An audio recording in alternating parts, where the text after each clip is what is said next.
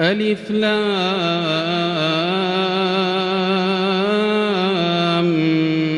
ميم. ذلك الكتاب لا ريب فيه هدى للمتقين الذين يؤمنون بالغيب ويقيمون الصلاة ومما رزقناهم ينفقون والذين يؤمنون بما أنزل إليك وما أنزل من قبلك وبالآخرة هم يوقنون أولئك على هدى من ربهم وأولئك هم المفلحون إن الذين كفروا سواء عليهم أأنذرتهم أم لم تنذرهم لا يؤمنون ختم الله على قلوبهم وعلى سمعهم وعلى أبصارهم غشاوة ولهم عذاب عظيم ومن الناس من يقول آمنا بالله وباليوم الآخر وما هم بمؤمنين يخادعون الله والذين آمنوا وما يخدعون إلا أنفسهم وما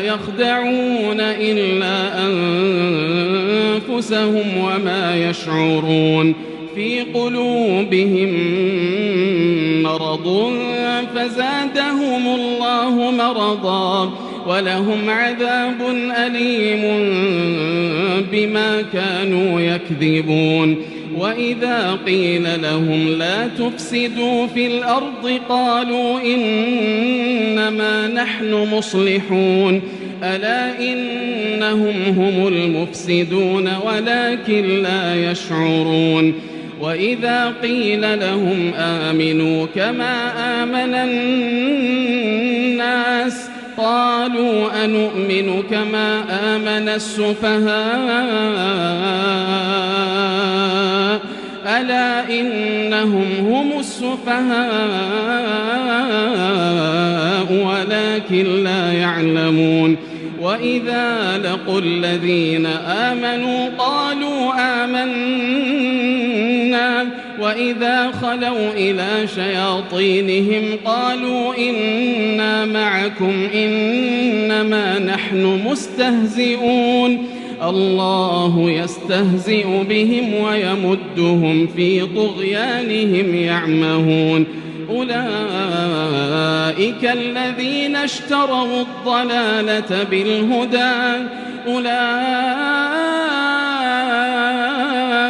الذين اشتروا الضلالة بالهدى فما ربحت تجارتهم وما كانوا مهتدين مثلهم كمثل الذي استوقد نارا فلما أضاءت ما حوله ذهب الله بنورهم وتركهم في ظلمات لا يبصرون صم بكم عمي فهم لا يرجعون أو كصيب من السماء فيه ظلمات ورعد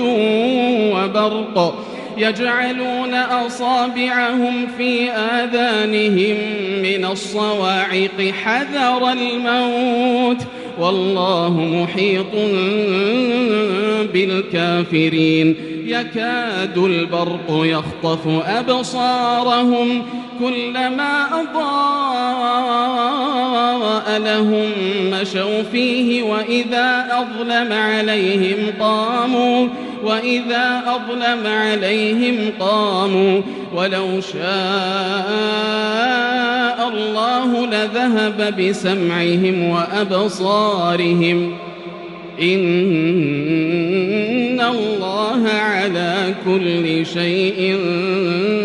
قدير يا أيها الناس اعبدوا ربكم الذي خلقكم والذين من قبلكم لعلكم تتقون الذي جعل لكم الأرض فراشا والسماء بناء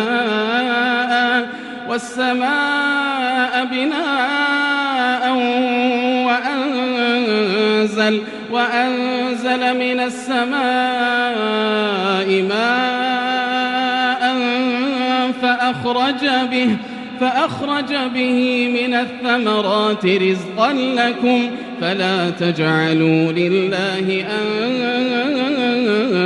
أندادا وأنتم تعلمون وإن كنتم في ريب مما نزلنا على عبدنا فأتوا بسورة من مثله وادعوا شهداءكم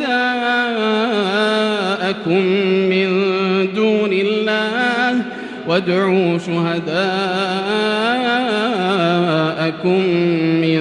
دون الله إن كنتم صادقين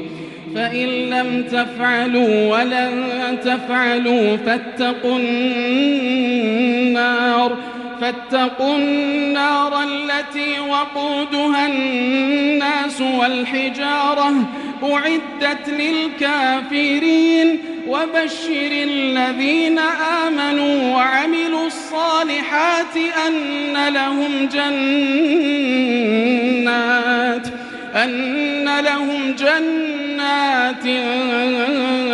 تجري من تحتها الأنهار كلما رزقوا منها من ثمرة رزقا قالوا هذا الذي رزقنا من قبل وأتوا به متشابها ولهم فيها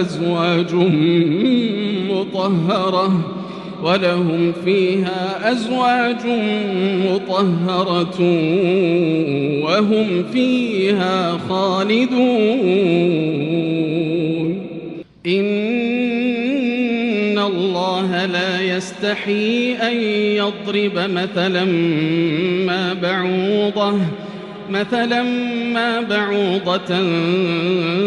فما فوقها فأما الذين آمنوا فيعلمون أنه الحق من ربهم وأما الذين كفروا فيقولون ماذا أراد الله بهذا مثلا يضل به كثيرا ويهدي به كثيرا وما يضل به إلا الفاسقين الذين ينقضون عهد الله من بعد ميثاقه ويقطعون ما أمر الله به أن يوصل ويفسدون في الأرض أولئك هم الخاسرون كيف تكفرون بالله وكنتم أمواتا فأحياكم ثم يميتكم ثم يحييكم ثم إليه ترجعون هو الذي خلق لكم ما في الأرض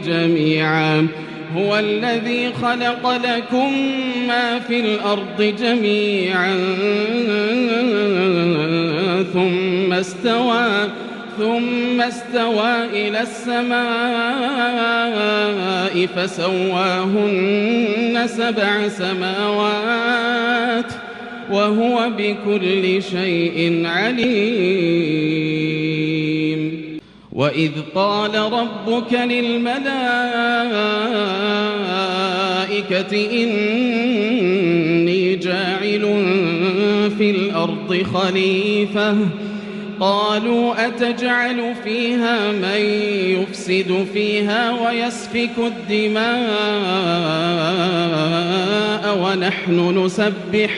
ونحن نسبح بحمدك ونقدس لك.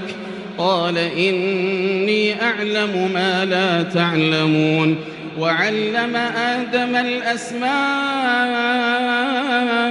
كلها ثم عرضهم على الملائكة فقال أنبئوني بأسماء هؤلاء إن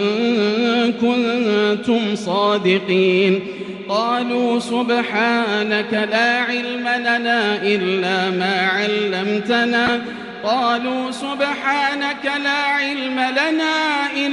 ما علمتنا إنك أنت العليم الحكيم. قال يا آدم أنبئهم بأسمائهم. فلما أنبأهم بأسمائهم قال ألم أقل لكم إني أعلم غيب السماوات والأرض وأعلم ما تبدون وما كنتم تكتمون. وإذ قلنا للملائكة اسجدوا لآدم فسجدوا إلا إبليس أبى واستكبر وكان من الكافرين. وقلنا يا آدم اسكن أنت وزوجك الجنة وكلا منها رغدا حيث شئتما ولا تقربا هذه الشجرة فتكونا من الظالمين. فأزلهما الشيطان عنها فأخرجهما مما كانا فيه وقلنا اهبطوا بعضكم لبعض عدو ولكم في الأرض مستقر ومتاع إلى حين. فتلقى آدم من ربه كلمات فتاب عليه إنه هو التواب الرحيم. قلنا اهبطوا منها جميعا فإما يأتينكم مني هدى فمن تبع هداي فلا خوف عليهم ولا هم يحزنون. والذين كفروا وكذبوا بآياتنا أولئك أصحاب النار هم فيها خالدون. يا بني إسرائيل اذكروا نعمتي التي أنعمت عليكم وأوفوا بعهدي أوف بعهدكم وإياي فارهبون. وآمنوا بما أنزلت مصدقا لما معكم ولا تكونوا أول كافر به ولا تشتروا بآياتي ثمنا قليلا وإياي فاتقون. ولا تلبسوا الحق بالباطل وتكتموا الحق وأنتم تعلمون. وأقيموا الصلاة وآتوا الزكاة واركعوا مع الراكعين. أتأمرون الناس بالبر وتنسون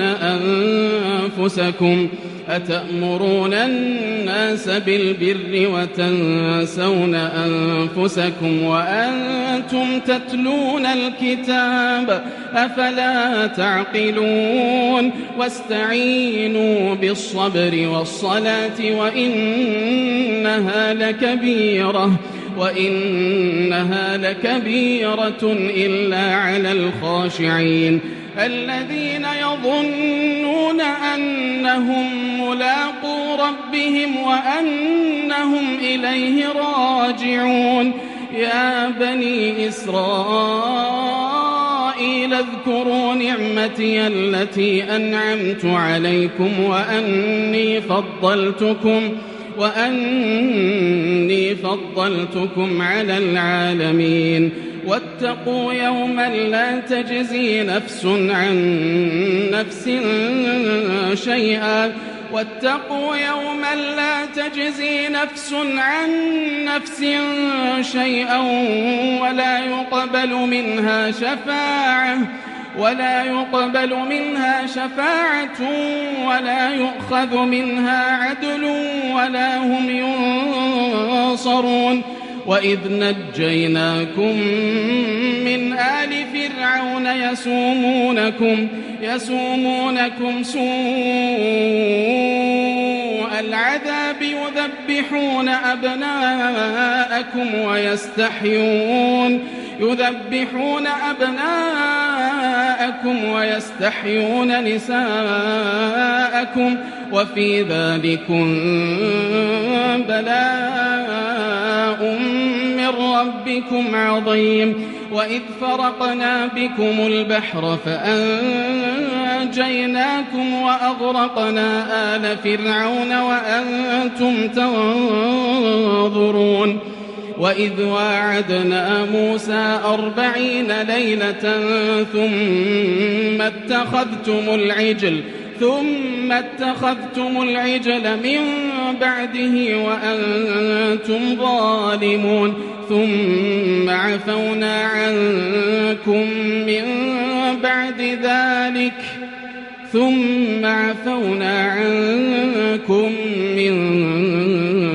بعد ذلك لعلكم تشكرون وإذ آتينا موسى الكتاب والفرقان لعلكم تهتدون وإذ قال موسى لقومه يا قوم إنكم ظلمتم أنفسكم باتخاذكم العجل فتوبوا إلى بارئكم فاقتلوا أنفسكم ذلكم خير لكم عند بارئكم فتاب عليكم إنه هو التواب الرحيم وإذ قلتم يا موسى لن نؤمن لك حتى نرى الله جهرة فأخذتكم الصاعقة وأنتم تنظرون ثم بعثناكم من بعد موتكم لعلكم تشكرون وظللنا عليكم الغمام وأنزلنا عليكم المن والسلوى كلوا من طيبات ما رزقناكم وما ظلمونا ولكن كانوا أنفسهم يظلمون وإذ قلنا ادخلوا هذه القرية فكلوا منها حيث شئتم رغدا وادخلوا الباب سجدا وقولوا حطة نغفر لكم خطاياكم وسنزيد المحسنين فبدل الذين ظلموا قولا غير الذي قيل لهم فأنزلنا على الذين ظلموا رجزا من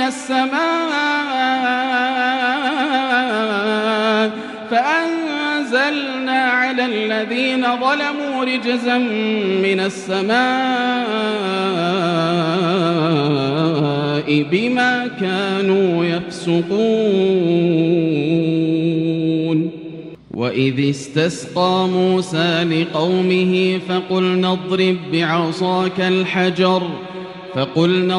بعصاك الحجر فانفجرت منه 12 عينا قد علم كل أناس مشربهم كلوا واشربوا من رزق الله ولا تعثوا في الأرض مفسدين وإذ قلتم يا موسى لن نصبر على طعام واحد فادع لنا ربك يخرج لنا مما تنبت الأرض من بقلها وقثائها وفومها وعدسها قال أتستبدلون الذي هو أدنى بالذي هو خير اهبطوا مصرا فإن لكم ما سألتم وضربت عليهم الذلة والمسكنة وباءوا بغضب من الله ذلك بأنهم كانوا يكفرون بآيات الله ويقتلون النبيين بغير الحق ذلك بما عصوا وكانوا يعتدون إن الذين آمنوا والذين هادوا والنصارى والصابئين من آمن بالله واليوم الآخر وعمل صالحا فلهم أجرهم عند ربهم ولا خوف عليهم ولا هم يحزنون وإذ أخذنا ميثاقكم ورفعنا فوقكم الطور خذوا ما آتيناكم بقوة واذكروا ما فيه لعلكم تتقون ثم توليتم من بعد ذلك فلولا فضل الله عليكم ورحمته لكنتم من الخاسرين ولقد علمتم الذين اعتدوا منكم في السبت فقلنا لهم كونوا قردة خاسئين فجعلناها نكالا لما بين يديها وما خلفها وموعظة للمتقين وإذ قال موسى لقومه إن الله يأمركم أن تذبحوا بقرة قالوا أتتخذنا هزوا قال أعوذ بالله أن أكون من الجاهلين قالوا ادع لنا ربك يبين لنا ما هي قال إنه يقول إنها بقرة لا فارض ولا بكر عوان بين ذلك فافعلوا ما تؤمرون قالوا ادع لنا ربك يبين لنا ما لونها قال إنه يقول إنها بقرة صفراء فاقع لونها تسر الناظرين قالوا ادع لنا ربك يبين لنا ما هي إن البقرة شابه علينا وإنا إن شاء الله لمهتدون قال إنه يقول إنها بقرة لا ذلول تثير الأرض ولا تسقي الحرث مسلمة لا شية فيها قالوا الآن جئت بالحق فذبحوها وما كادوا يفعلون وإذ قتلتم نفسا فادارأتم فيها والله مخرج ما كنتم تكتمون فقلنا اضربوه ببعضها كذلك يحيي الله الموتى ويريكم آياته لعلكم تعقلون ثم قست قلوبكم من بعد ذلك فهي كالحجارة أو أشد قسوة وإن من الحجارة لما يتفجر منه الأنهار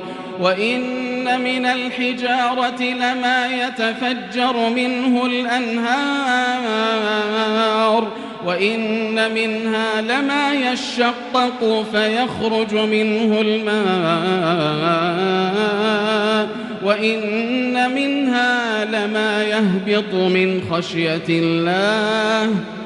وما الله بغافل عما تعملون أفتطمعون أن يؤمنوا لكم وقد كان فريق منهم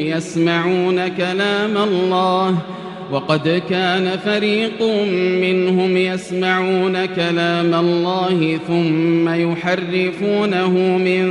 بعد ما عقلوه وهم يعلمون. وإذا لقوا الذين آمنوا قالوا آمنا وإذا خلا بعضهم إلى بعض قالوا أتحدثونهم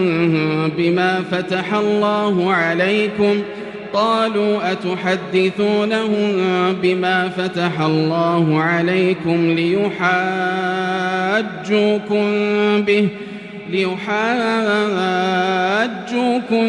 به عند ربكم أفلا تعقلون.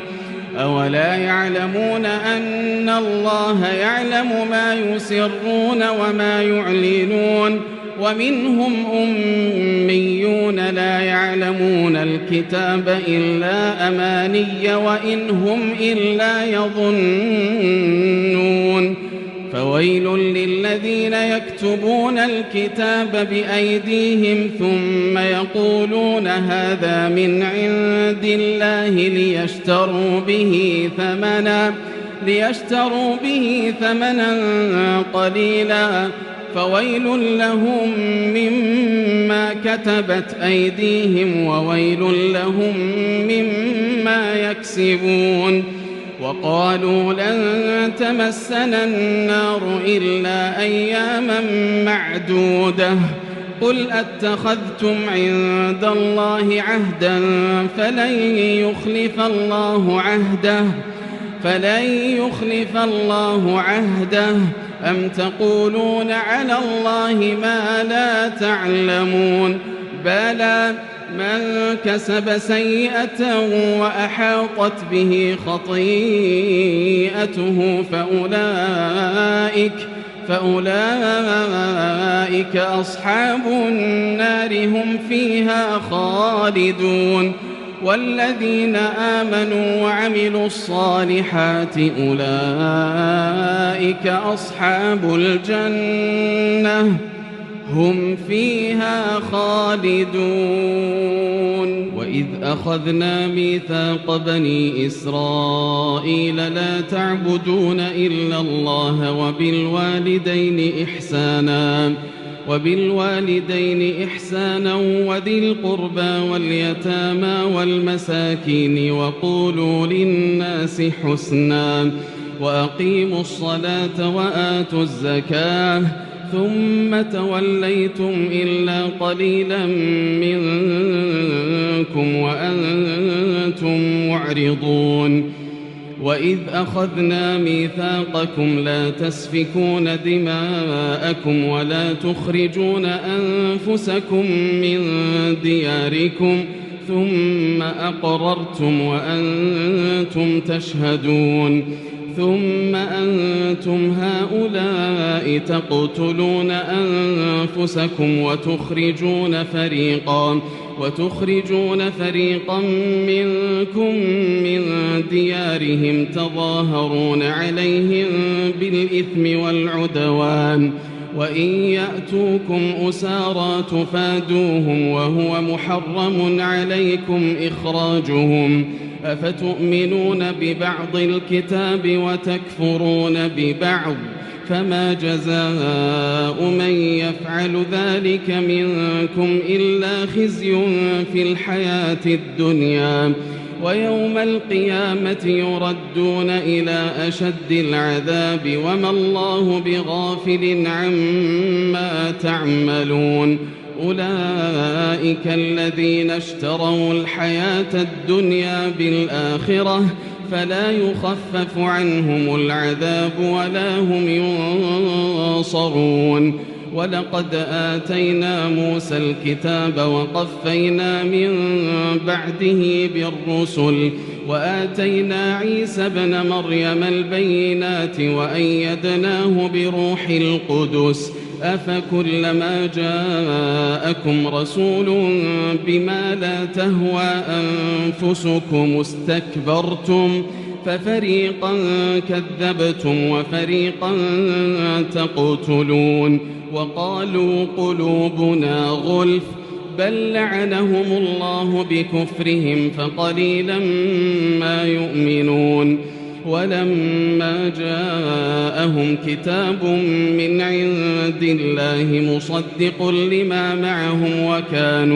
وكانوا من قبل يستفتحون على الذين كفروا فلما جاءهم ما عرفوا كفروا به فلعنة الله على الكافرين بئس ما اشتروا به أنفسهم أن يكفروا بما أنزل الله بغيا أن ينزل الله من فضله على من يشاء من عباده فباءوا بغضب على غضب وللكافرين عذاب مهين وإذا قيل لهم آمنوا بما أنزل الله قالوا نؤمن بما أنزل علينا ويكفرون بما وراءه وهو الحق مصدقا لما معهم قل فلم تقتلون أنبياء الله من قبل إن كنتم مؤمنين ولقد جاءكم موسى بالبينات ثم اتخذتم العجل من بعده وأنتم ظالمون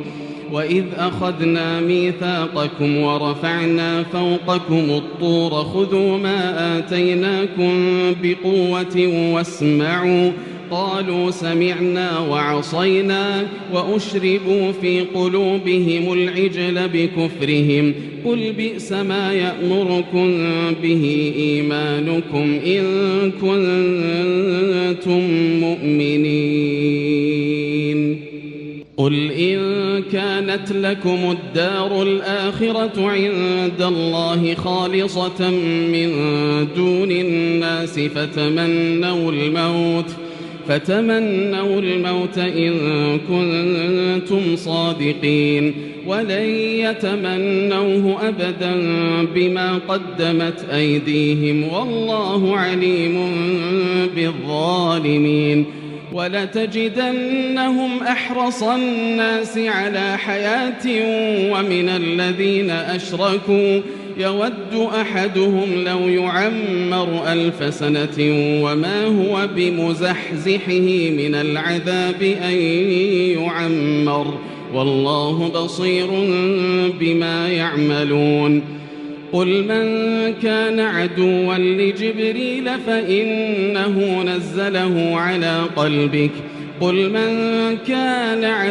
لجبريل فإنه نزله على قلبك بإذن الله مصدقا لما بين يديه وهدى وبشرى للمؤمنين من كان عدوا لله وملائكته ورسله وجبريل وميكال فإن الله عدو للكافرين ولقد أنزلنا إليك آيات بينات وما يكفر بها إلا الفاسقون أوكلما عاهدوا عهدا نبذه فريق منهم بل أكثرهم لا يؤمنون ولما جاءهم رسول من عند الله مصدق لما معهم نبذ فريق من الذين أوتوا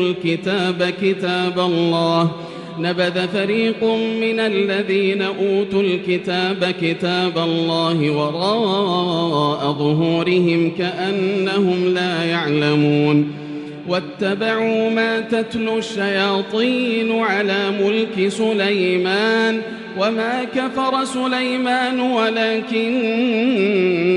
الشياطين كفروا يعلمون الناس السحر وما أنزل على الملكين ببابل هاروت وماروت وما يعلمان من أحد حتى يقولا إنما نحن فتنة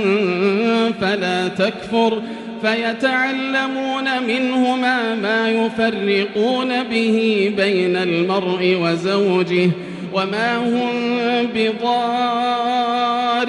به من أحد إلا بإذن الله ويتعلمون ما يضرهم ولا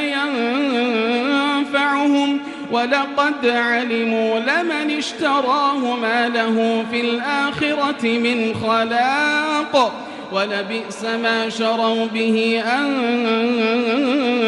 أنفسهم لو كانوا يعلمون ولو أنهم آمنوا واتقوا لمثوبة من عند الله خير لو كانوا يعلمون يا أيها الذين آمنوا لا تقولوا راعنا وقولوا انظرنا واسمعوا وللكافرين عذاب أليم ما يود الذين كفروا من أهل الكتاب ولا المشركين أن ينزل عليكم من خير من ربكم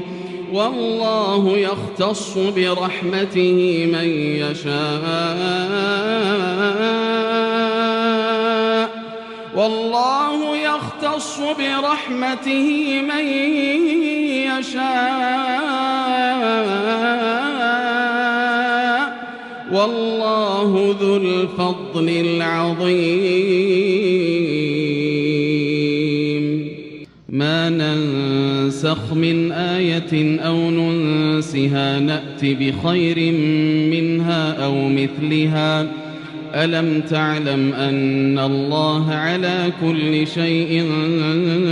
قدير ألم تعلم أن الله له ملك السماوات والأرض وما لكم من دون الله من ولي ولا نصير أم تريدون أن تسألوا رسولكم كما سئل موسى من قبل ومن يتبدل الكفر بالإيمان فقد ضل سواء السبيل ود كثير من أهل الكتاب لو يردونكم من بعد إيمانكم كفارا حسدا من عند أنفسهم من بعد ما تبين لهم الحق فاعفوا واصفحوا حتى يأتي الله بأمره إن الله على كل شيء قدير وأقيموا الصلاة وآتوا الزكاة وما تقدموا لأنفسكم من خير تجدوه عند الله إن الله بما تعملون بصير وقالوا لن يدخل الجنة إلا من كان هودا أو نصارى تلك أمانيهم قل هاتوا برهانكم إن كنتم صادقين بلى من أسلم وجهه لله وهو محسن فله أجره عند ربه ولا خوف عليهم ولا هم يحزنون وقالت اليهود ليست النصارى على شيء وقالت النصارى ليست اليهود على شيء وهم يتلون الكتاب كذلك قال الذين لا يعلمون مثل قولهم فالله يحكم بينهم يوم القيامة فيما كانوا فيه يختلفون ومن أظلم ممن منع مساجد الله أن يذكر فيها اسمه وسعى في خرابها ومن أظلم ممن منع مساجد الله أن يذكر فيها اسمه وسعى في خرابها أولئك ما كان لهم أن يدخلوها إلا خائفين لهم في الدنيا خزي ولهم في الآخرة عذاب عظيم. ولله المشرق والمغرب فأينما تولوا فثم وجه الله إن الله واسع عليم. وقالوا اتخذ الله ولدا سبحانه بل له ما في السماوات والأرض كل له قانتون بديع السماوات والأرض وإذا قضى أمرا فإنما يقول له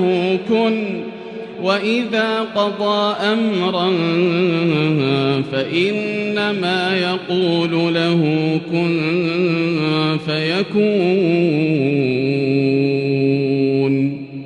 وقال الذين لا يعلمون لولا يكلمنا الله أو تأتينا آية كذلك قال الذين من قبلهم مثل قولهم تشابهت قلوبهم قد بينا الآيات لقوم يوقنون. إنا أرسلناك بالحق بشيرا ونذيرا ولا تسأل عن أصحاب الجحيم. ولن ترضى عنك اليهود ولا النصارى حتى تتبع ملتهم قل إن هدى الله هو الهدى ولئن اتبعت أهواءهم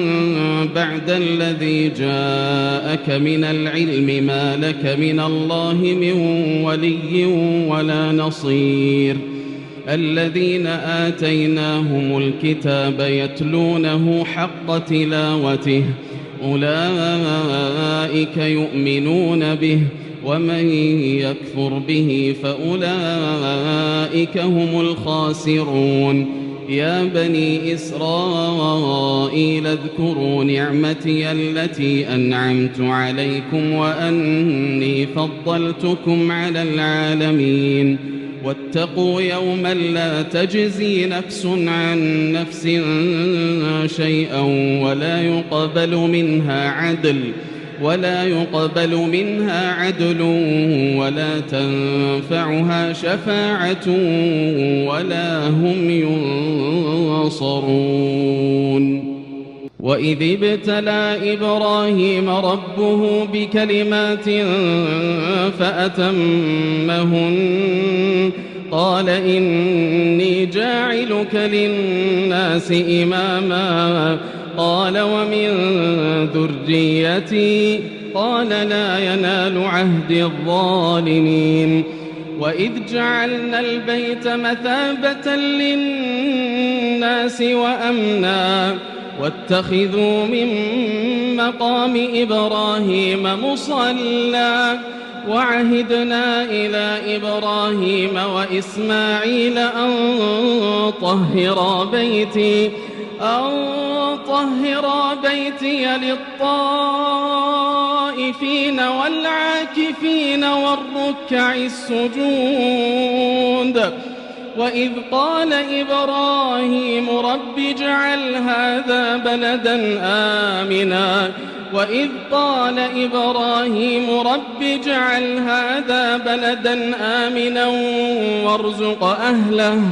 وارزق أهله من الثمرات من آمن منهم بالله واليوم الآخر قال ومن كفر فأمتعه قليلا ثم أضطره إلى عذاب النار وبئس المصير. وإذ يرفع إبراهيم القواعد من البيت وإسماعيل ربنا تقبل منا إنك أنت السميع العليم ربنا واجعلنا مسلمين لك ومن ذريتنا أمة مسلمة لك وأرنا مناسكنا وتب علينا إنك أنت التواب الرحيم ربنا وابعث فيهم رسولا منهم يتلو عليهم آياتك ويعلمهم الكتاب والحكمة ويزكيهم إنك أنت العزيز الحكيم ومن يرغب عن ملة إبراهيم إلا من سفه نفسه ولقد اصطفيناه في الدنيا وإنه في الآخرة لمن الصالحين إذ قال له ربه أسلم قال أسلمت لرب العالمين ووصى بها إبراهيم بنيه ويعقوب يا بني إن الله اصطفى لكم الدين ووصى بها إبراهيم بنيه ويعقوب يا بني إن الله اصطفى لكم الدين فلا تموتن إلا وأنتم مسلمون أم كنتم شهداء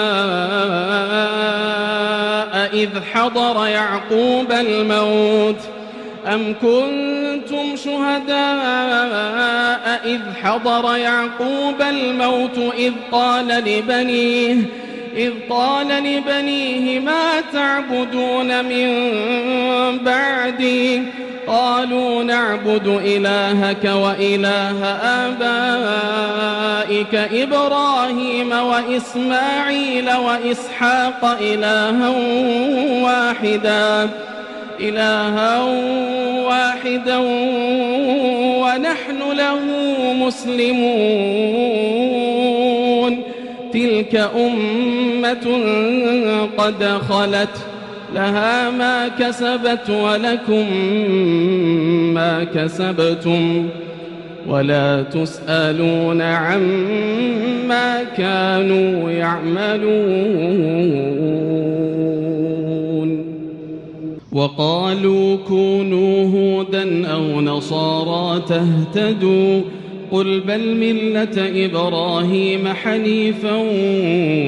وما كان من المشركين قولوا آمنا بالله وما أنزل إلينا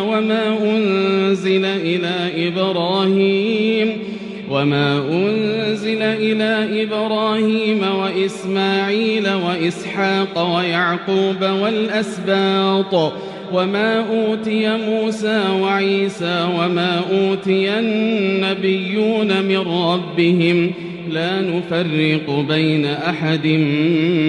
منهم ونحن له مسلمون فإن آمنوا بمثل ما آمنتم به فقد اهتدوا وإن تولوا فإنما هم في شقاق فسيكفيكهم الله وهو السميع العليم صبغة الله ومن أحسن من الله صبغة ونحن له عابدون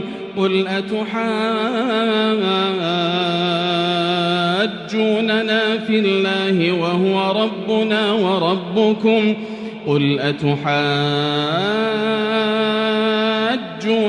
في الله وهو ربنا وربكم ولنا أعمالنا ولكم أعمالكم ونحن له مخلصون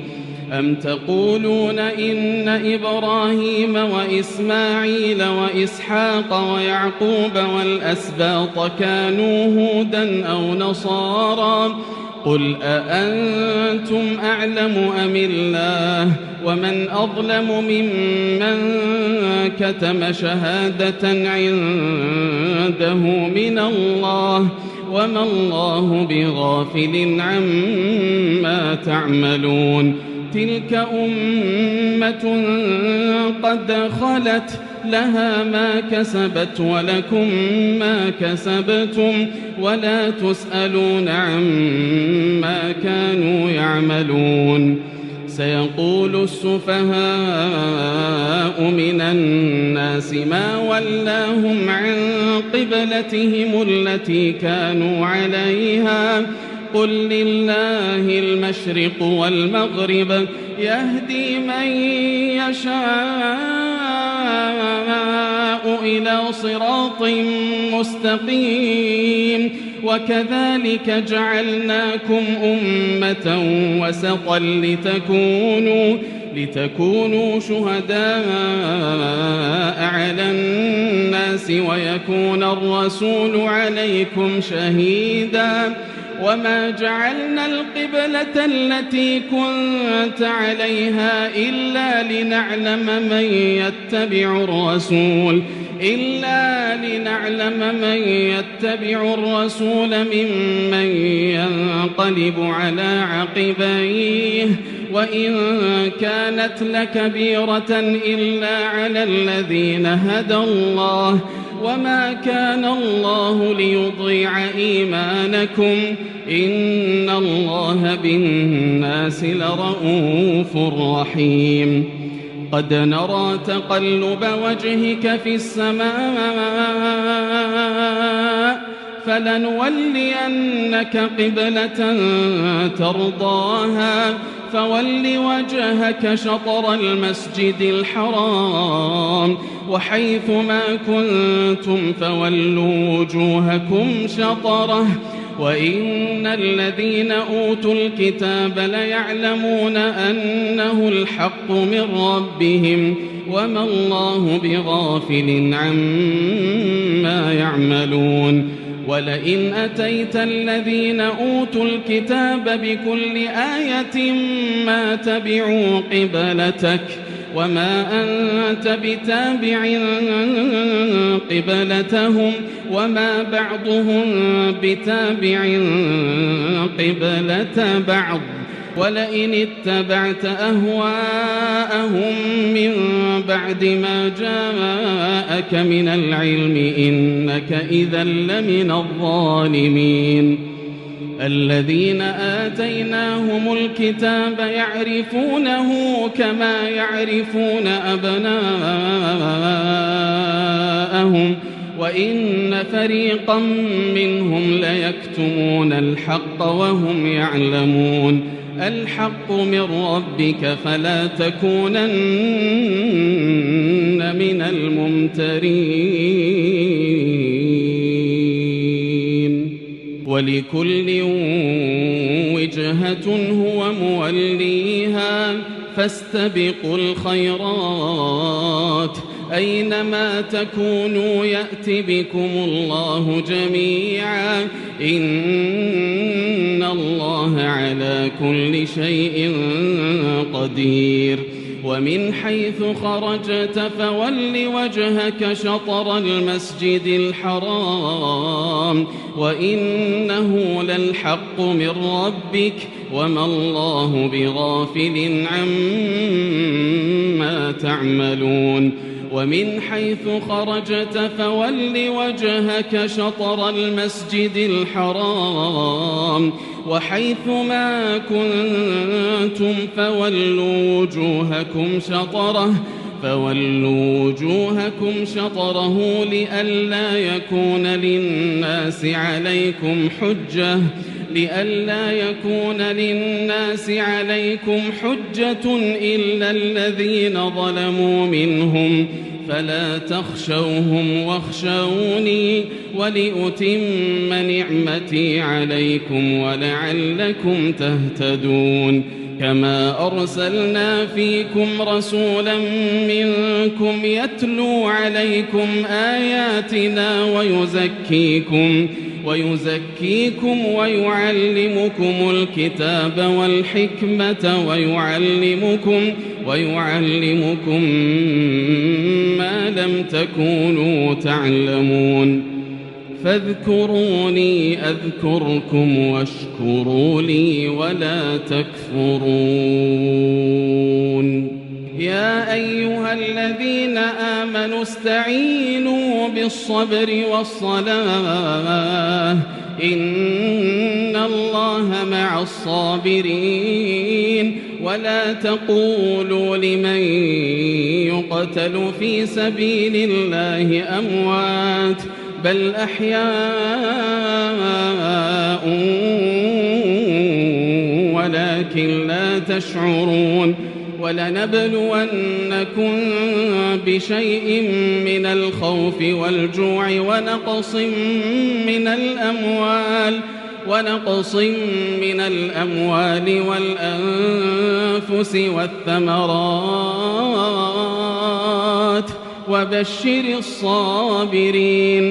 وبشر الصابرين الذين إذا أصابتهم مصيبة قالوا إنا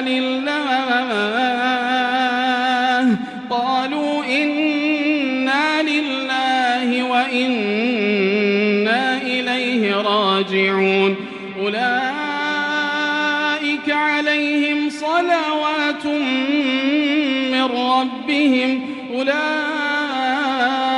عليهم صلوات من ربهم ورحمة وأولئك هم المهتدون إن الصفا والمروة من شعائر الله فمن حج البيت أو اعتمر فلا جناح عليه أن يطوف بهما ومن تطوع خيرا فإن الله شاكر عليم إن الذين يكتمون ما أنزلنا من البينات والهدى من بعد ما بيناه للناس في الكتاب أولئك يلعنهم الله ويلعنهم اللاعنون إلا الذين تابوا وأصلحوا وبينوا فأولئك أتوب عليهم وأنا التواب الرحيم إن الذين كفروا وماتوا وهم كفار أولئك عليهم لعنة الله والملائكة والناس أجمعين خالدين فيها لا يخفف عنهم العذاب ولا هم ينظرون وإلهكم إله واحد لا إله إلا هو الرحمن الرحيم إن في خلق السماوات والأرض واختلاف الليل والنهار والفلك التي تجري في البحر بما ينفع الناس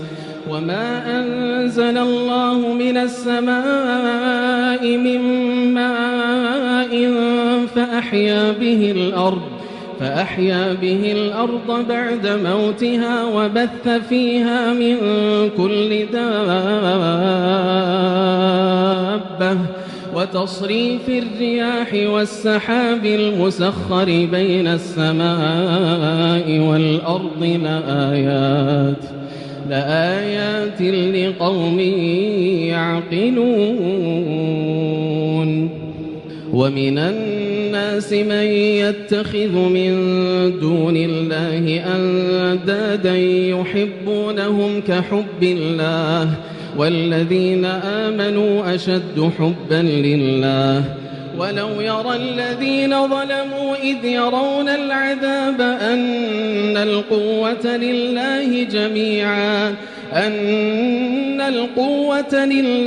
جميعا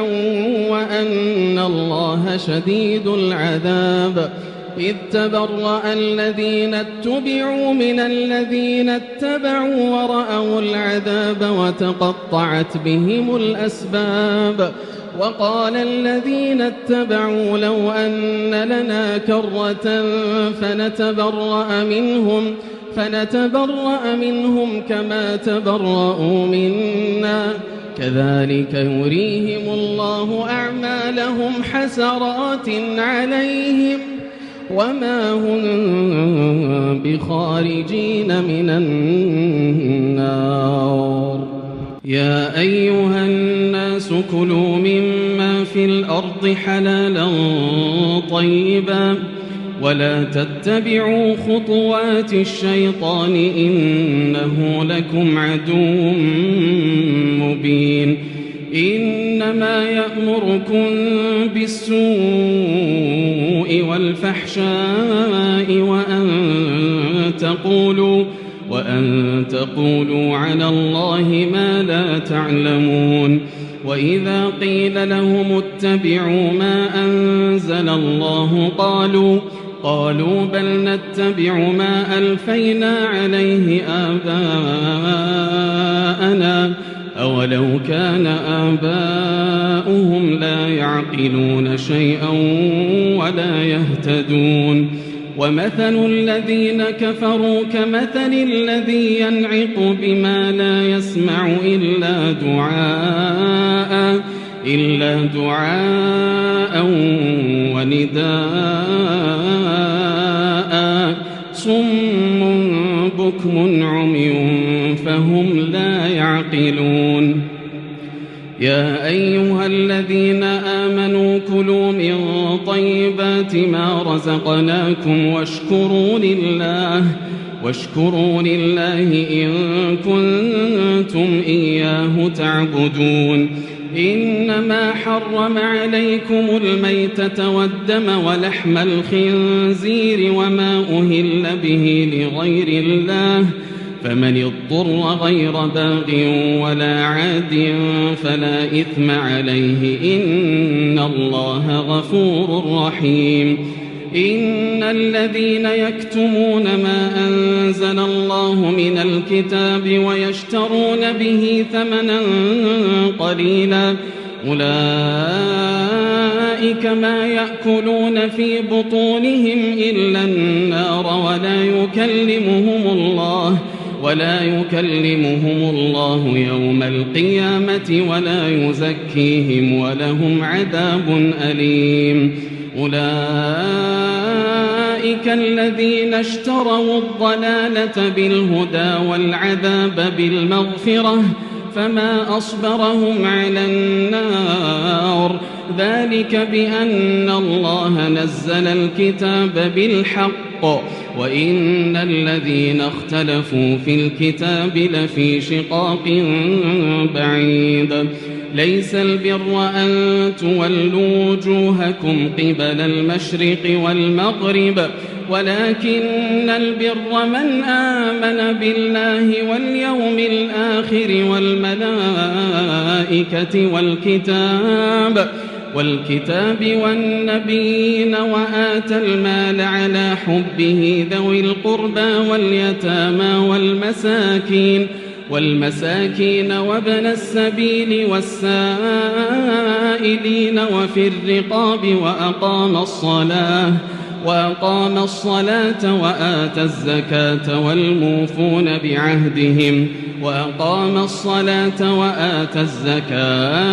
والموفون بعهدهم إذا عاهدوا والصابرين في البأساء والضراء وحين البأس أولئك الذين صدقوا وأولئك هم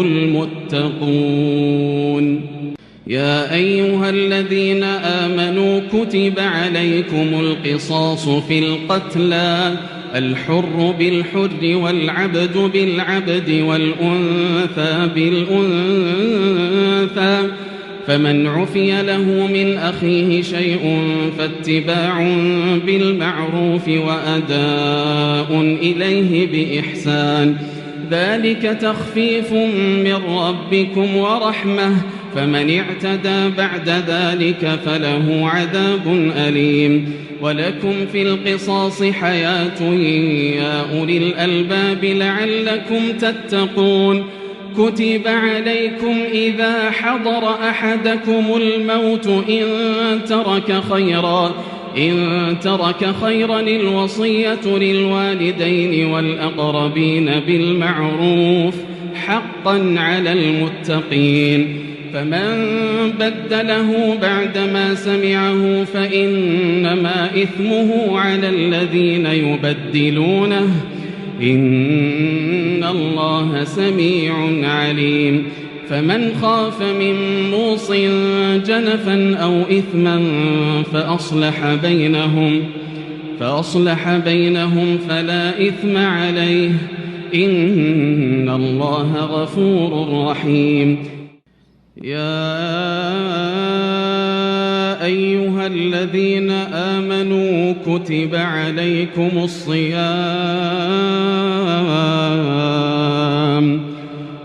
عليكم الصيام كما كتب على الذين من قبلكم لعلكم تتقون، أياما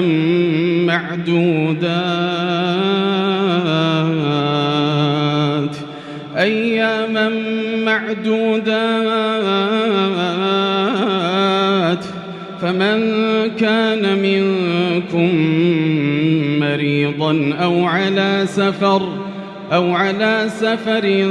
فعدة من أيام أخر،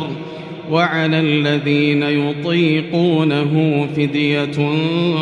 طعام مسكين، فمن تطوع خيرا فهو خير له، وأن تصوموا خير لكم إن كنتم تعلمون. شهر رمضان الذي أنزل فيه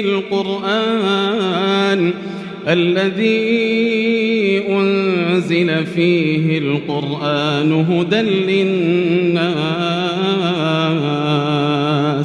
هدى للناس وبينات من الهدى والفرقان، فمن شهد منكم الشهر فليصمه، ومن كان مريضا أو على سفر فعدة من أيام أخر، يريد الله بكم اليسر ولا يريد بكم العسر، ولتكملوا العدة ولتكبروا الله على ما هداكم ولعلكم تشكرون. وإذا سألك عبادي عني فإني قريب أجيب دعوة الداع إذا دعان،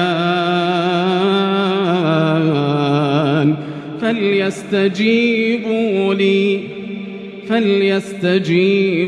لي وليؤمنوا بي لعلهم يرشدون. أحل لكم ليلة الصيام الرفث إلى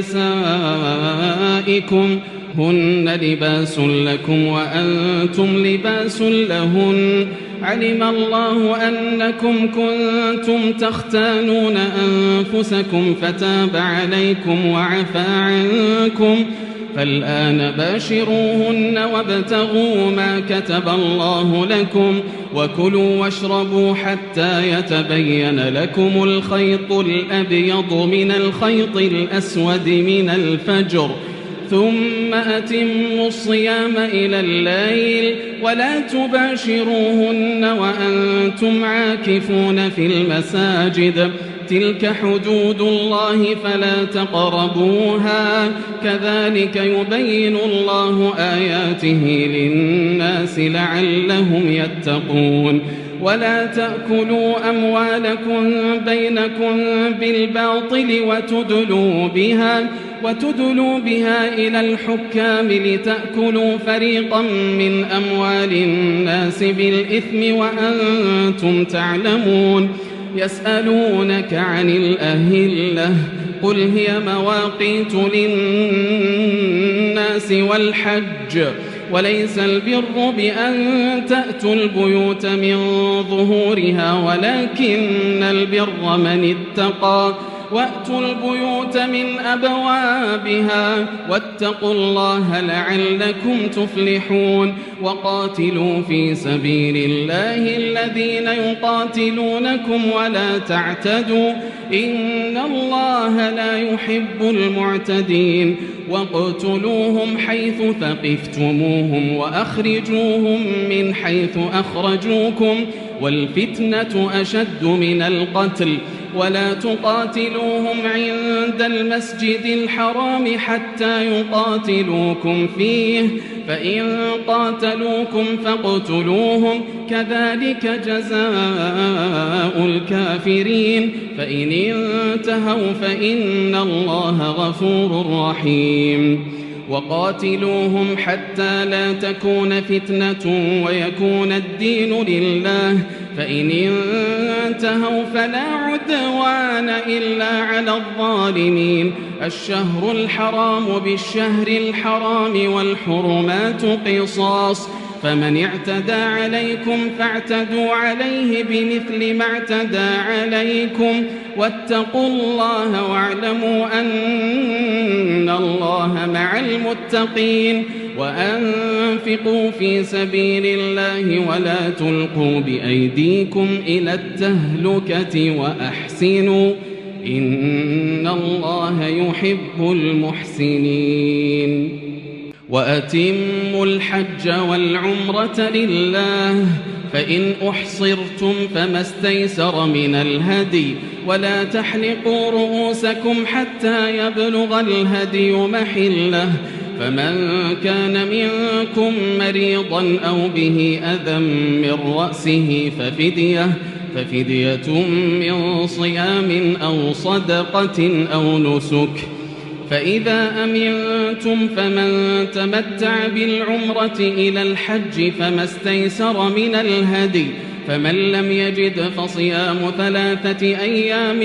في الحج و7 إذا رجعتم تلك 10 كاملة ذلك لمن لم يكن أهله حاضر المسجد الحرام واتقوا الله واعلموا أن الله شديد العقاب الحج أشهر معلومات فمن فرض فيهن الحج فلا رفث ولا فسوق ولا جدال في الحج وما تفعلوا من خير يعلمه الله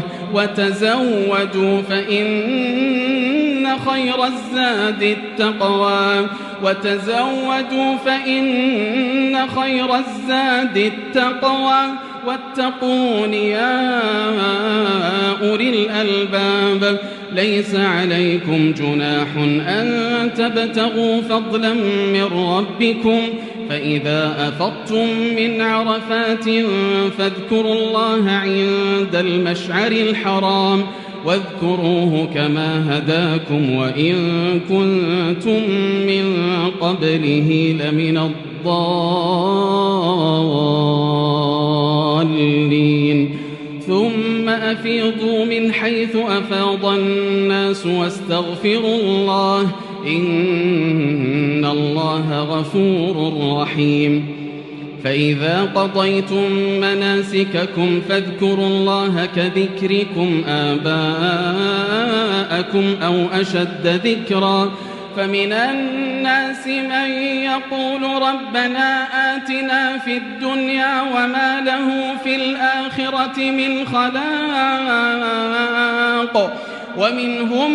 من يقول ربنا آتنا في الدنيا حسنة وفي الآخرة حسنة وقنا عذاب النار أولئك لهم نصيب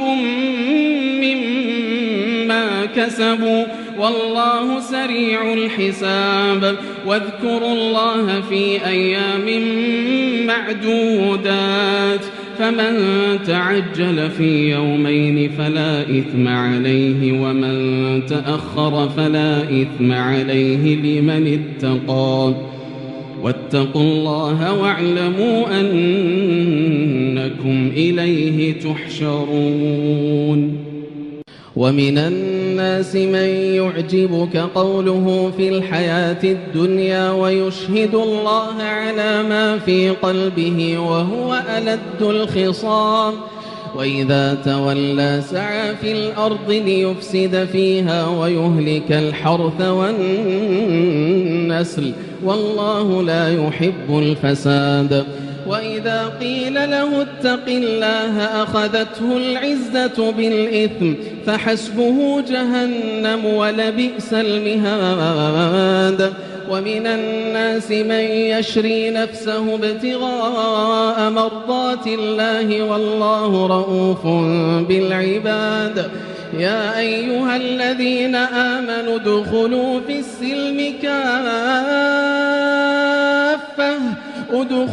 في السلم كافة ولا تتبعوا خطوات الشيطان إنه لكم عدو مبين فإن زللتم من بعد ما جاءتكم البينات فاعلموا أن الله عزيز حكيم هل ينظرون إلا أن يأتيهم الله في ظلل من الغمام والملائكة وقضي الأمر وإلى الله ترجع الأمور سل بني إسرائيل كم آتيناهم من آية بينة ومن يبدل نعمة الله من بعد ما جاءته فإن الله شديد العقاب زين للذين كفروا الحياة الدنيا ويسخرون من الذين آمنوا والذين اتقوا فوقهم يوم القيامة والله يرزق من يشاء بغير حساب كان الناس أمة واحدة فبعث الله النبيين مبشرين ومنذرين وأنزل معهم الكتاب بالحق ليحكم بين الناس فيما اختلفوا فيه وما اختلف فيه إلا الذين أوتوه من بعد ما جاءتهم البينات بغيا بينهم فهدى الله الذين آمنوا لما اختلفوا فيه من الحق بإذنه والله يهدي من يشاء إلى صراط مستقيم أم حسبتم أن تدخلوا الجنة ولما يأتكم مثل الذين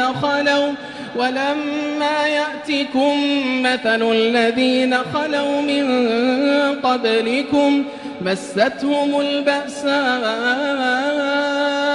والضراء وزلزلوا حتى يقول الرسول والذين آمنوا معه متى نصر الله ألا إن نصر الله قريب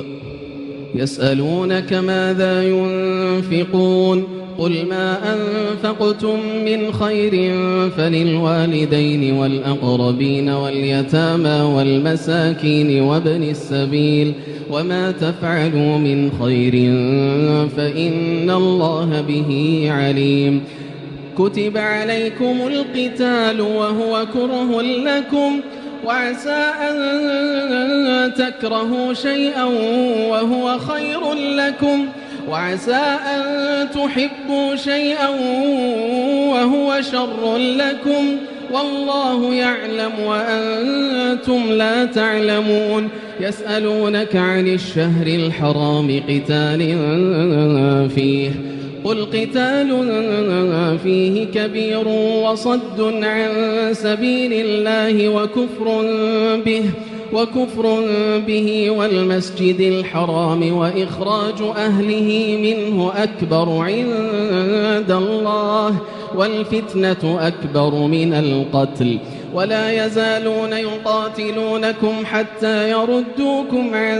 دينكم إن استطاعوا ومن يرتدد منكم عن دينه فيمت وهو كافر فأولئك حبطت أعمالهم في الدنيا والآخرة وأولئك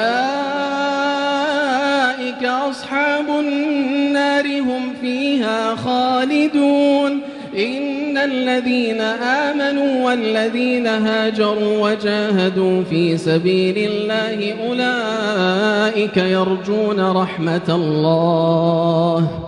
والله غفور رحيم يسألونك عن الخمر والميسر قل فيهما إثم كبير ومنافع للناس وإثمهما أكبر من نفعهما ويسألونك ماذا ينفقون قل العفو كذلك يبين الله لكم الآيات لعلكم تتفكرون في الدنيا والآخرة ويسألونك عن اليتامى قل إصلاح لهم خير وإن تخالطوهم فإخوانكم والله يعلم المفسد من المصلح ولو شاء الله لأعنتكم إن الله عزيز حكيم ولا تنكحوا المشركات حتى يؤمنوا ولأمة مؤمنة خير من مشركة ولو أعجبتكم ولا تنكحوا المشركين حتى يؤمنوا ولعبد مؤمن خير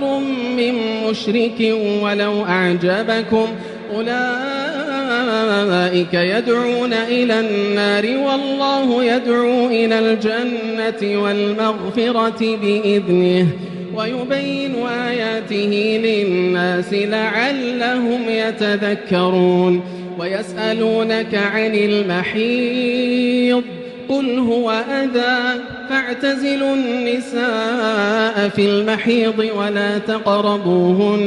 ولا تقربوهن حتى يطهرن فإذا تطهرن فأتوهن من حيث أمركم الله إن الله يحب التوابين ويحب المتطهرين نساؤكم حرث لكم فأتوا حرثكم أنى شئتم وقدموا لأنفسكم واتقوا الله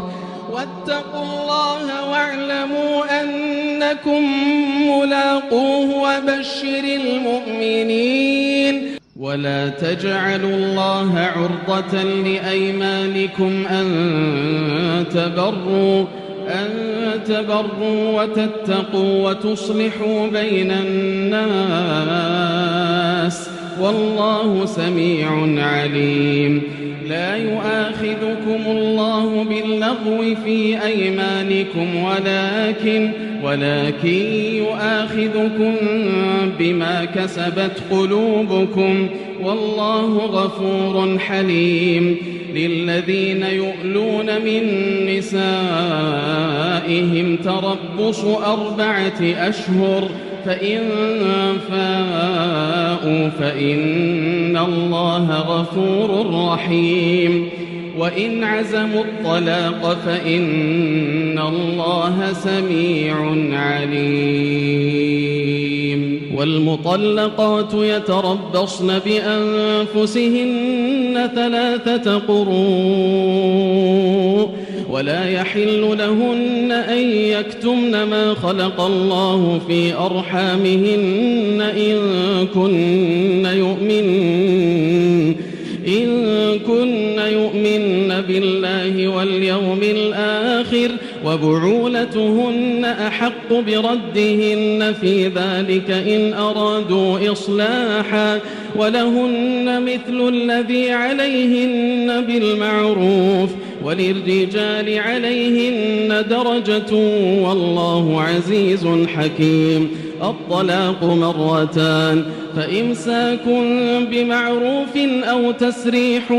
بإحسان ولا يحل لكم أن تأخذوا مما آتيتموهن شيئا إلا أن يخافا ألا يقيما حدود الله فإن خفتم ألا يقيما حدود الله فلا جناح عليهما فيما افتدت به تلك حدود الله فلا تعتدوها ومن يتعد حدود الله فأولئك هم الظالمون. فإن طلقها فلا تحل له من بعد حتى تنكح زوجا غيره فإن طلقها فلا جناح عليهما أن يتراجعا إن ظنا أن يقيما حدود الله وتلك حدود الله يبينها لقوم يعلمون. وإذا طلقتم النساء فبلغن أجلهن فأمسكوهن بمعروف أو سرحوهن بمعروف ولا تمسكوهن ضرارا لتعتدوا ومن يفعل ذلك فقد ظلم نفسه. ولا تتخذوا آيات الله هزوا واذكروا نعمة الله عليكم وما أنزل عليكم من الكتاب والحكمة يعظكم به واتقوا الله واعلموا أن الله بكل شيء عليم. وإذا طلقتم النساء فبلغن أجلهن فلا تعضلوهن أن ينكحن أزواجهن إذا تراضوا بينهم بالمعروف ذلك يوعظ به من كان منكم يؤمن بالله واليوم الآخر ذلكم أزكى لكم وأطهر والله يعلم وأنتم لا تعلمون. والوالدات يرضعن أولادهن حولين كاملين لمن أراد أن يتم الرضاعة وعلى المولود له رزقهن وكسوتهن بالمعروف لا تكلف نفس إلا وسعها لا تضار والدة بولدها ولا مولود له بولده وعلى الوارث مثل ذلك فإن أرادا فصالا عن تراض منهما وتشاور فلا جناح عليهما. وإن أردتم أن تسترضعوا أولادكم فلا جناح عليكم إذا سلمتم ما آتيتم بالمعروف واتقوا الله واعلموا أن الله بما تعملون بصير. والذين يتوفون منكم ويذرون أزواجا يتربصن بأنفسهن 4 أشهر و10 فإذا بلغن أجلهن فلا جناح عليكم فيما فعلن في أنفسهن بالمعروف والله بما تعملون خبير. ولا جناح عليكم فيما عرضتم به من خطبة النساء أو أكننتم في أنفسكم علم الله أنكم ستذكرونهن ولكن لا تواعدوهن سرا إلا أن تقولوا قولا معروفا ولا تعزموا عقدة النكاح حتى يبلغ الكتاب أجله واعلموا أن الله يعلم ما في أنفسكم فاحذروه واعلموا أن الله غفور حليم لا جناح عليكم إن طلقتم النساء ما لم تمسوهن أو تفرضوا لهن فريضة ومتعوهن على الموسع قدره وعلى المقتر قدره متاعا بالمعروف حقا على المحسنين وإن طلقتموهن من قبل أن تمسوهن وقد فرضتم لهن فريضة فنصف ما فرضتم إلا أن يعفون أو يعفو الذي بيده عقدة النكاح وأن تعفوا أقرب للتقوى ولا تنسوا الفضل بينكم إن الله بما تعملون بصير حافظوا على الصلوات والصلاة الوسطى وقوموا لله قانتين فإن خفتم فرجالا أو ركبانا فإذا أمنتم فاذكروا الله كما علمكم ما لم تكونوا تعلمون والذين يتوفون منكم ويذرون أزواجا وصية لأزواجهم متاعا إلى الحول غير إخراج فإن خرجن فلا جناح عليكم فيما فعلن في أنفسهن من معروف والله عزيز حكيم وللمطلقات متاع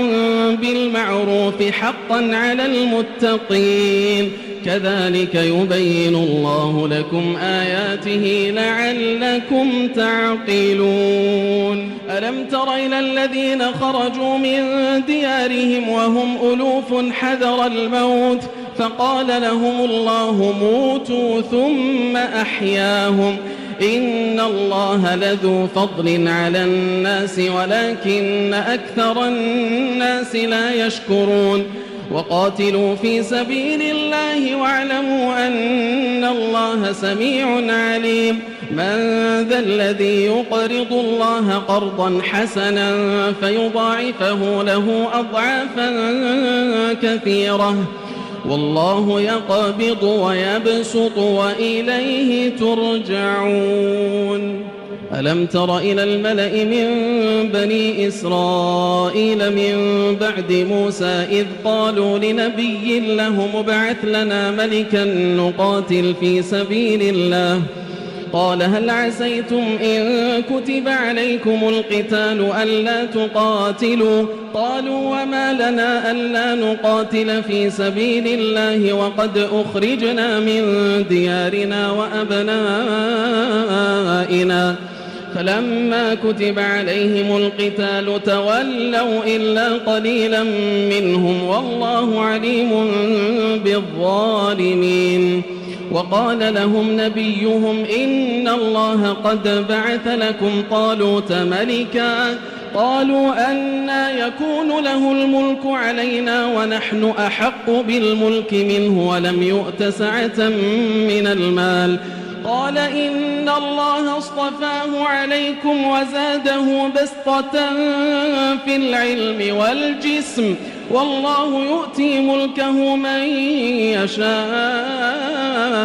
والله واسع عليم وقال لهم نبيهم إن آية ملكه أن يأتيكم التابوت فيه سكينة من ربكم وبقية مما ترك آل موسى وآل هارون تحمله الملائكة إن في ذلك لآية لكم إن كنتم مؤمنين فلما فصل طالوت بالجنود قال إن الله مبتليكم بنهر فمن شرب منه فليس مني ومن لم يطعمه فإنه مني إلا من اغترف غرفة بيده فشربوا منه إلا قليلا منهم فلما جاوزه هو والذين آمنوا معه قالوا لا طاقة لنا اليوم بجالوت وجنوده قال الذين يظنون أنهم ملاقو الله كم من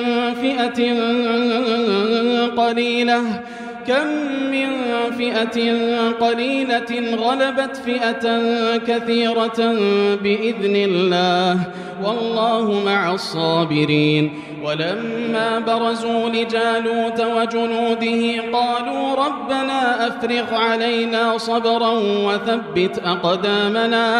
وثبت أقدامنا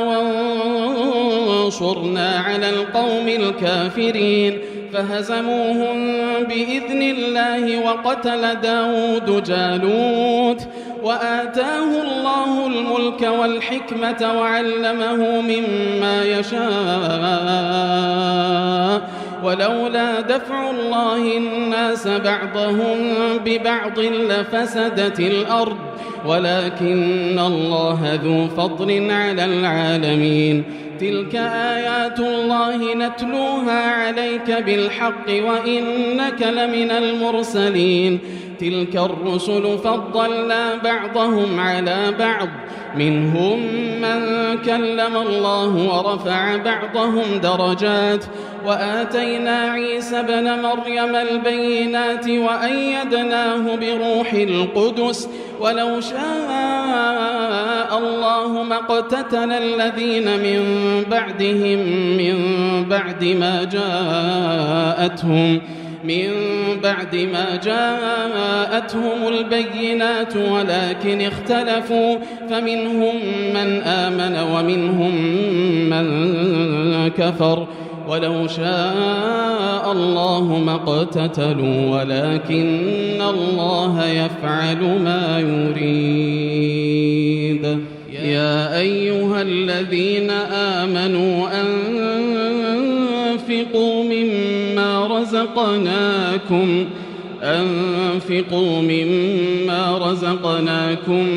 من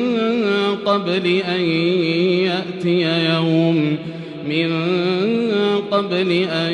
يأتي يوم لا بيع فيه ولا خلة ولا شفاعة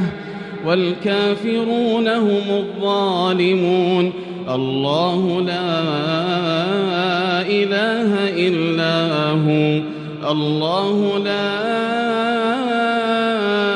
إله إلا هو الحي القيوم لا تأخذه سنة ولا نوم له ما في السماوات وما في الأرض من ذا الذي يشفع عنده إلا بإذنه يعلم ما بين أيديهم وما خلفهم ولا يحيطون بشيء من علمه إلا بما شاء وسع كرسيه السماوات والأرض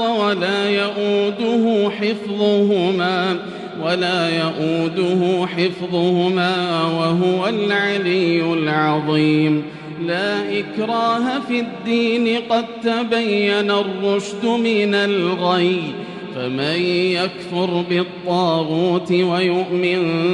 بالله فقد استمسك بالعروة الوثقى لا انفصام لها والله سميع عليم الله ولي الذين آمنوا يخرجهم من الظلمات إلى النور والذين كفروا أولياؤهم الطاغوت يخرجونهم من النور إلى الظلمات أولئك أصحاب النار هم فيها خالدون ألم تر إلى الذي حاج إبراهيم في ربه أن آتاه الله الملك إذ قال إبراهيم ربي الذي يحيي ويميت قال أنا أحيي وأميت قال إبراهيم فإن الله يأتي بالشمس من المشرق فأت بها من المغرب فبهت الذي كفر والله لا يهدي القوم الظالمين أو كالذي مر على قرية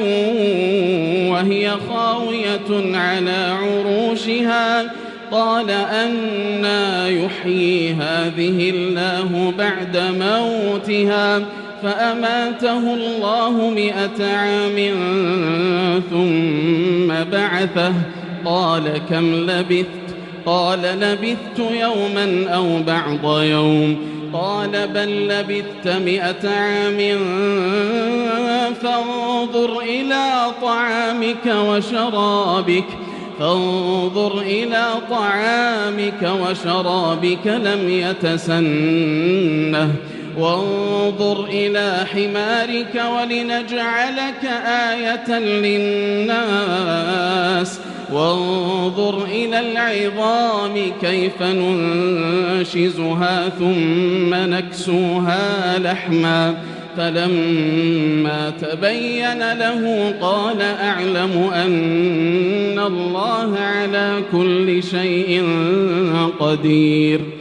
وإذ قال إبراهيم رب أرني كيف تحيي الموتى قال أولم تؤمن قال بلى ولكن ليطمئن قلبي قال فخذ 4 من الطير فصرهن إليك ثم اجعل على كل جبل منهن جزءا ثم ادعهن يأتينك سعيا واعلم أن الله عزيز حكيم مثل الذين ينفقون أموالهم في سبيل الله كمثل حبة أنبتت 7 سنابل في كل سنبلة 100 حبة والله يضاعف لمن يشاء والله واسع عليم الذين ينفقون أموالهم في سبيل الله ثم لا يتبعون ما أنفقوا منا ولا أذى لهم أجرهم عند ربهم ولا خوف عليهم ولا هم يحزنون قول معروف ومغفرة خير من صدقة يتبعها أذى والله غني حليم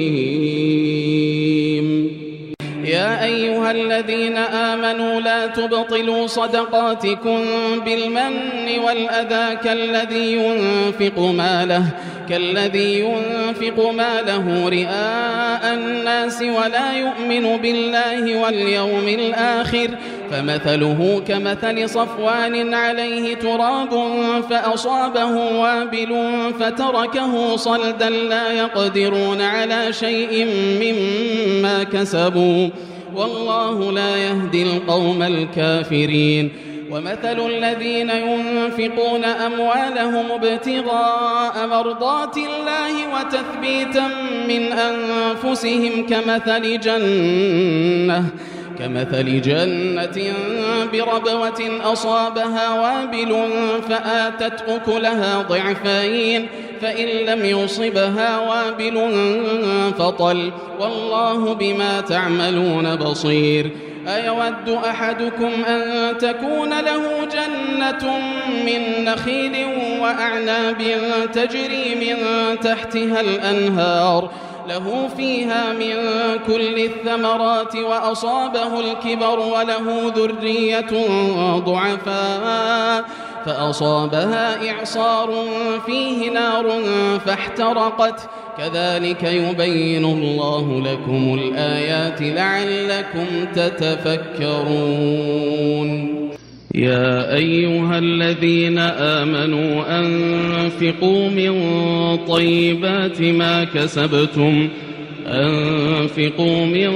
طيبات ما كسبتم ومما أخرجنا لكم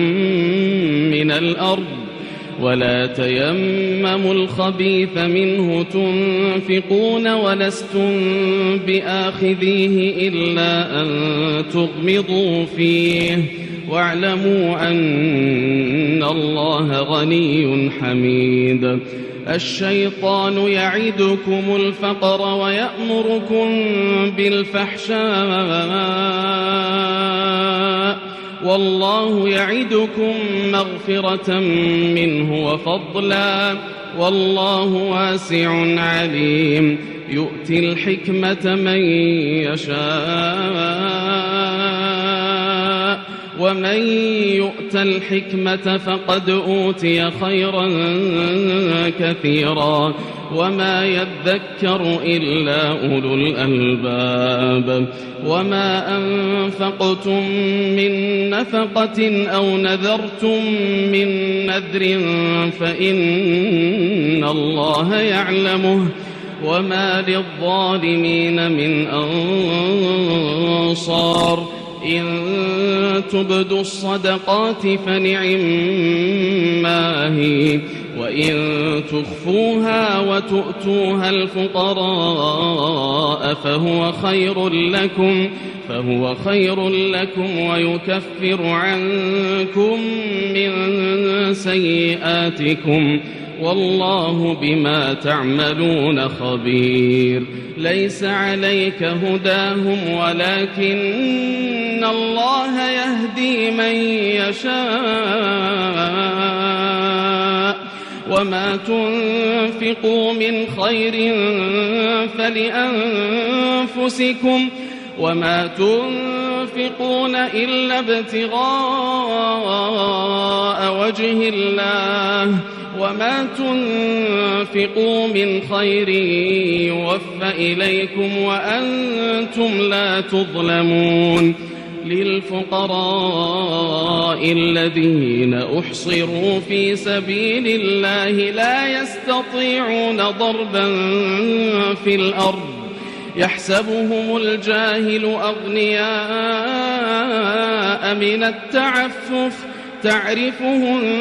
بسيماهم لا يسألون الناس إلحافا وما تنفقوا من خير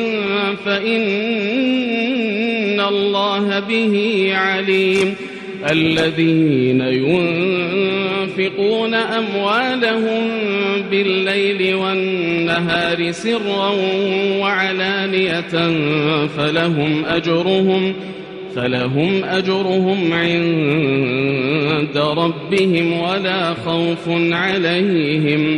ولا خوف عليهم ولا هم يحزنون الذين يأكلون الربا لا يقومون إلا كما يقوم الذي يتخبطه الشيطان من المس ذلك بأنهم قالوا إنما البيع مثل الربا وأحل الله البيع وحرم الربا فمن جاءه موعظة من ربه فانتهى فله ما سلف ومن عاد فأولئك أصحاب النار هم فيها خالدون يمحق الله الربا ويربي الصدقات والله لا يحب كل كفار أثيم إن الذين آمنوا وعملوا الصالحات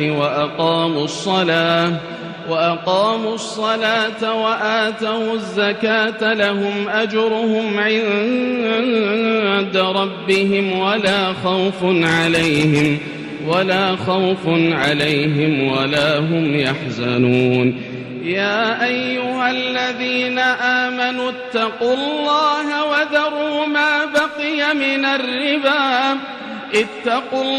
وذروا ما بقي من الربا إن كنتم مؤمنين فإن لم تفعلوا فأذنوا بحرب من الله ورسوله وإن تبتم فلكم رؤوس أموالكم لا تظلمون ولا تظلمون وإن كان ذو عسرة فنظرة إلى ميسرة وأن تصدقوا خير لكم إن كنتم تعلمون واتقوا يوما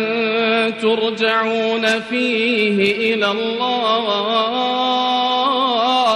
ثم توفى كل نفس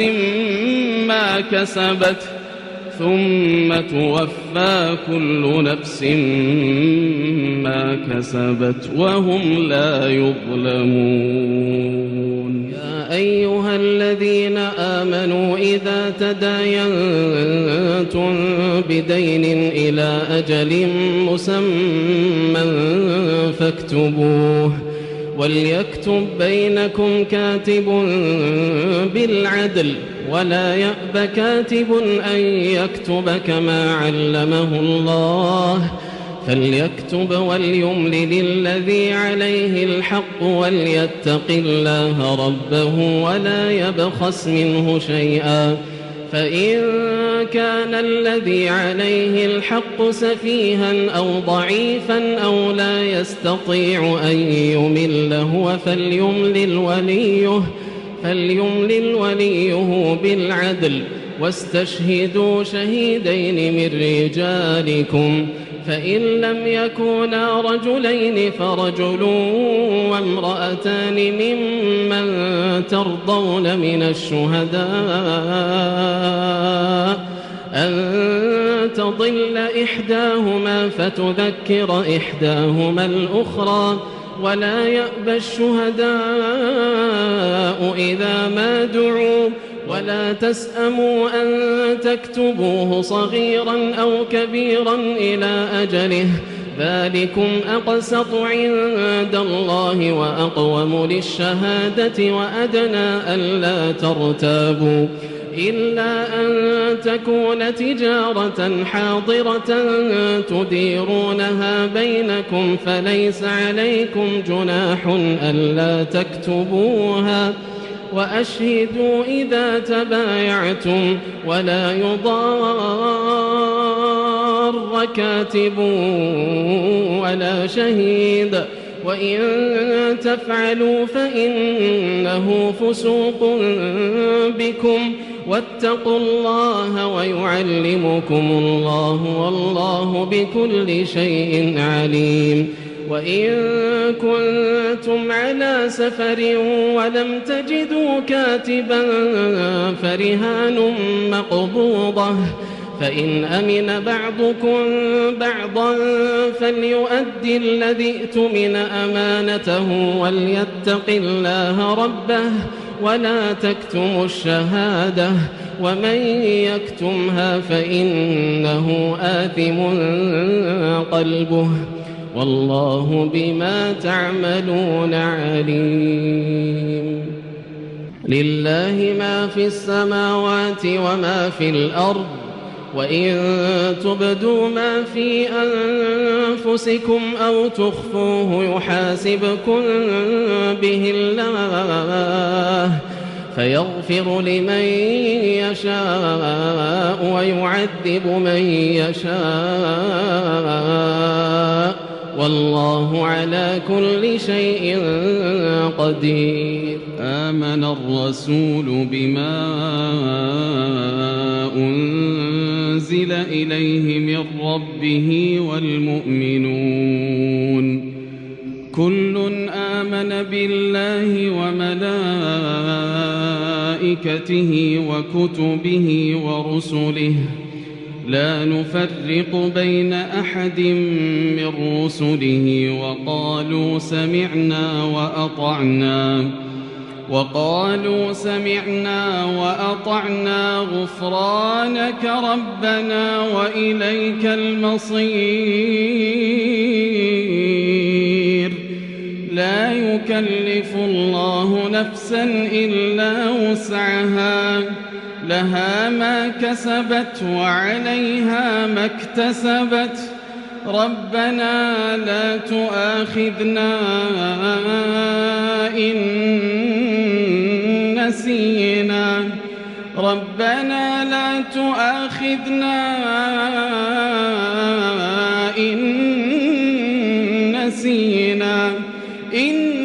نسينا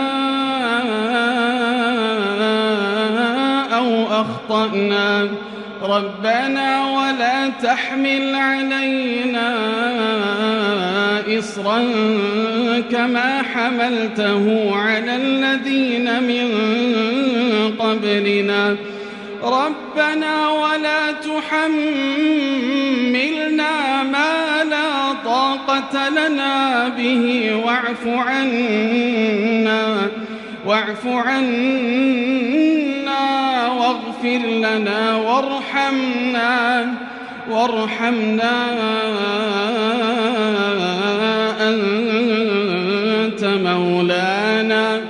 أنت مولانا فانصرنا على القوم الكافرين.